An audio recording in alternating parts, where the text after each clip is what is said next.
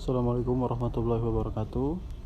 Ketemu lagi dengan saya Agung Subagja di mata pelajaran Administrasi Infrastruktur Jaringan. Kemarin kita sudah membahas firewall ya. Terima kasih anak-anak yang telah memberikan dan mengerjakan tugasnya dengan baik. Walaupun ada beberapa anak yang belum mengerjakan, saya harap nanti di tugas-tugas selanjutnya dikerjakan ya, karena kehadiran kalian akan saya tandai di pengerjaan tugasnya gitu ya.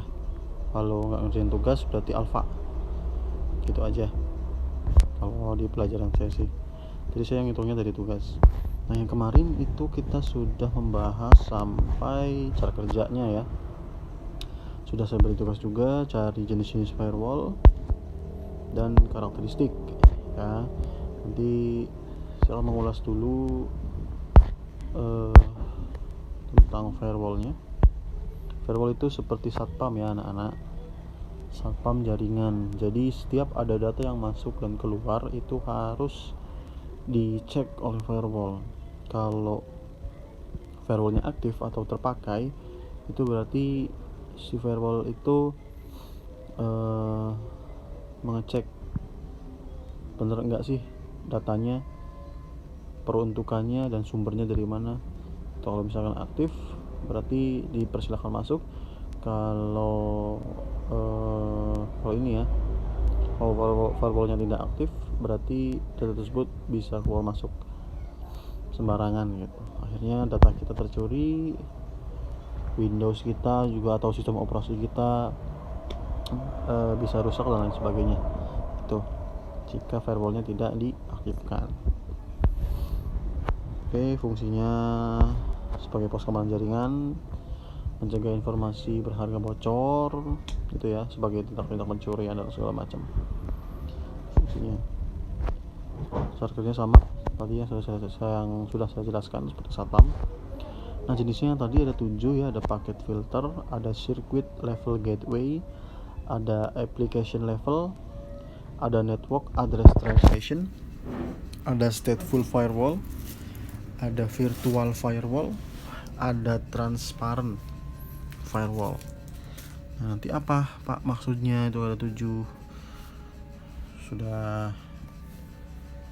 saya baca-baca juga tugas-tugas dari kalian dan ternyata banyak yang benar dan banyak juga yang cuma nyebutin hanya 3. Kalau nggak salah 3 ya. Ada juga yang cuma 2.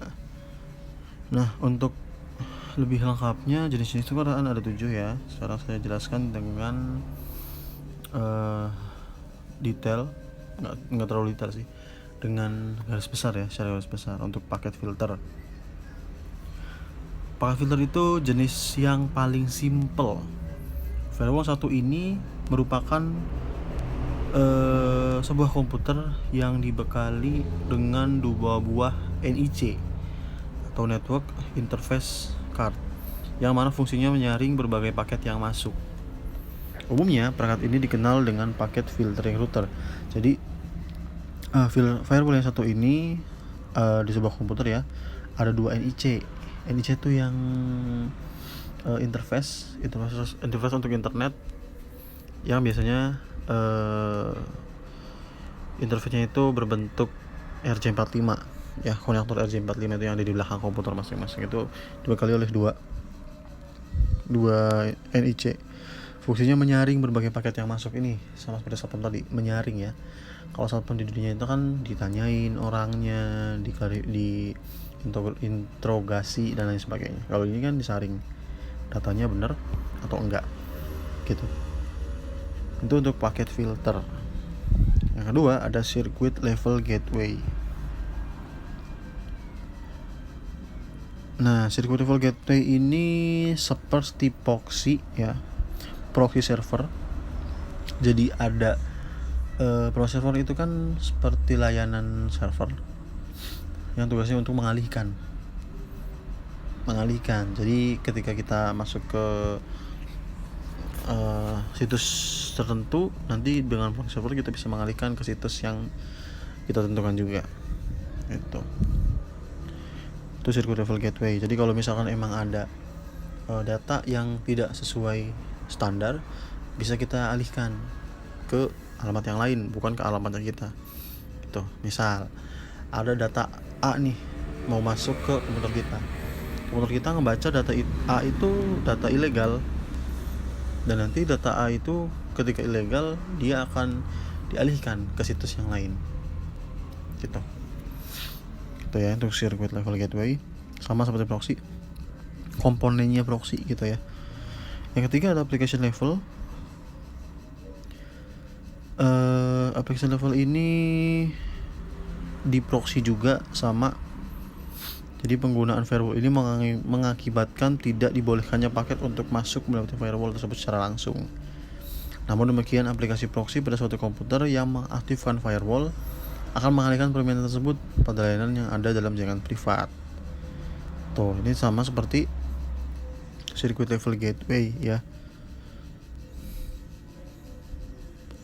Lalu NAT, ini ada Network Address Translation.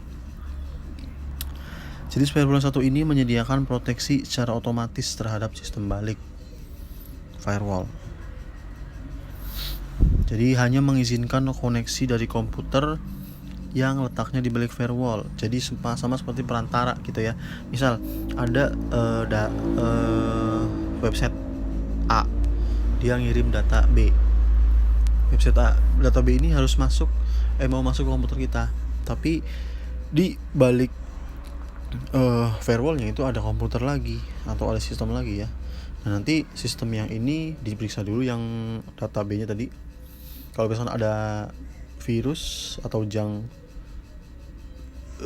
virus dan lain sebagainya, itu bisa dibersihkan dulu baru nanti bisa masuk gitu ya.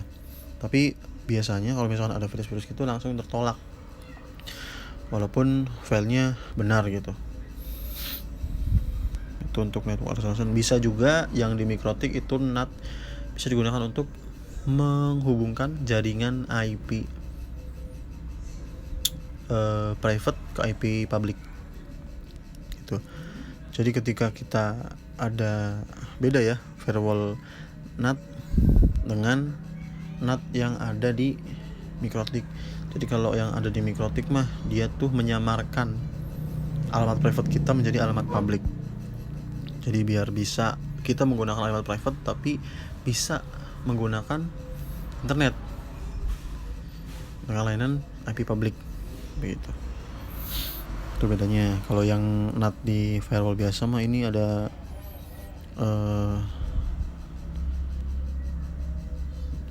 tadi yang ada komputer satu lagi atau sistem yang dibalik firewall gitu ya. Proteksinya gitu lebih ganda. Lalu ada stateful firewall. Fungsinya menggabungkan berbagai keunggulan yang biasa ditawarkan oleh firewall.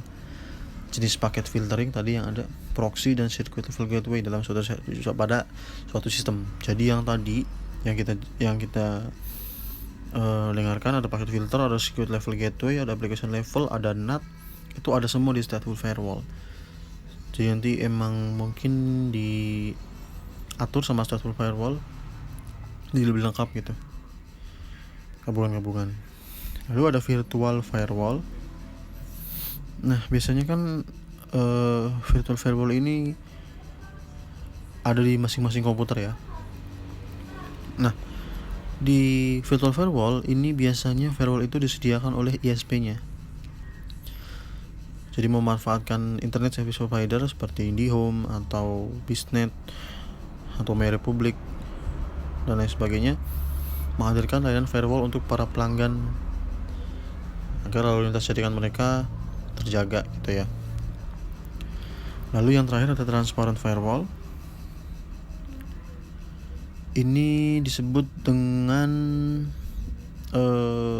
transparan ya. Transparan itu lebih enggak terlihat, jadi diam-diam. Jadi ada satpam tapi diam-diam gitu ya, enggak nampak oleh pengguna gitu.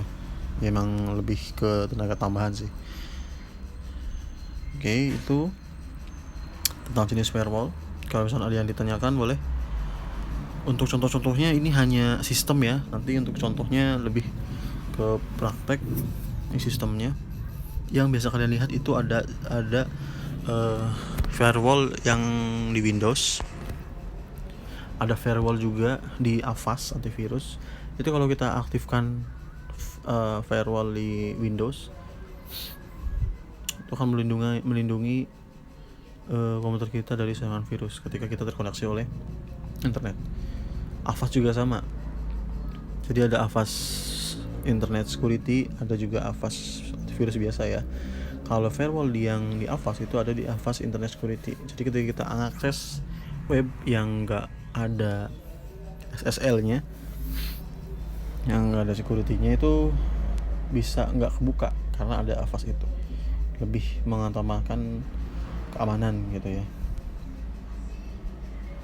Oke, itu untuk jenis-jenis firewall.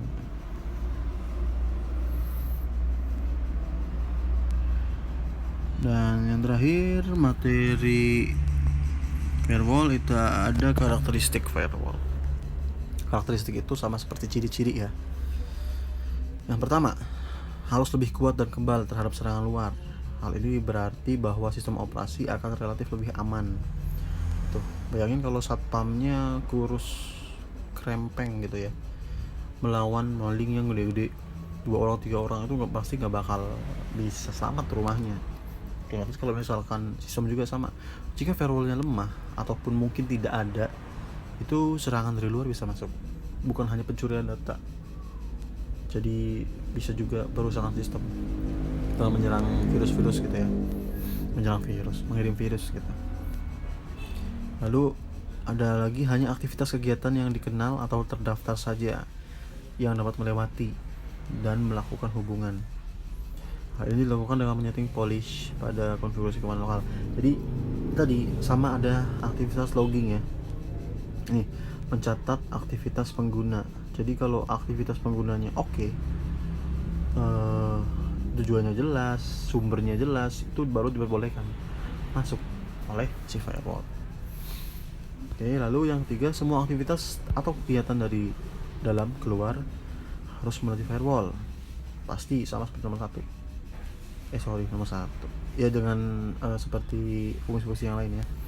Jadi aktivitas semua yang berhubungan dengan dunia luar internet itu harus melewati firewall dulu.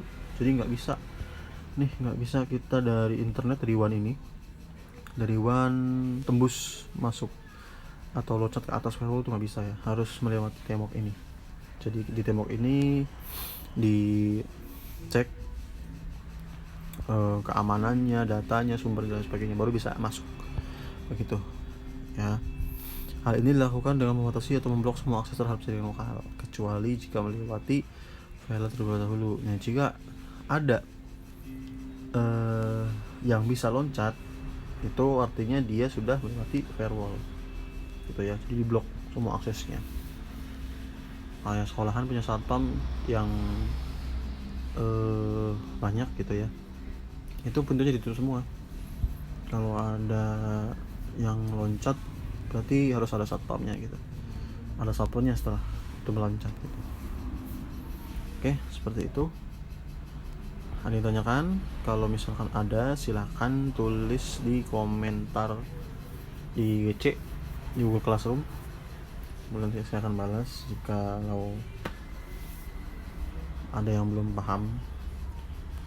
Dan untuk tugas, nanti saya share tugasnya dikit lah, karena udah 2 kali tugas ya, dan saya cukup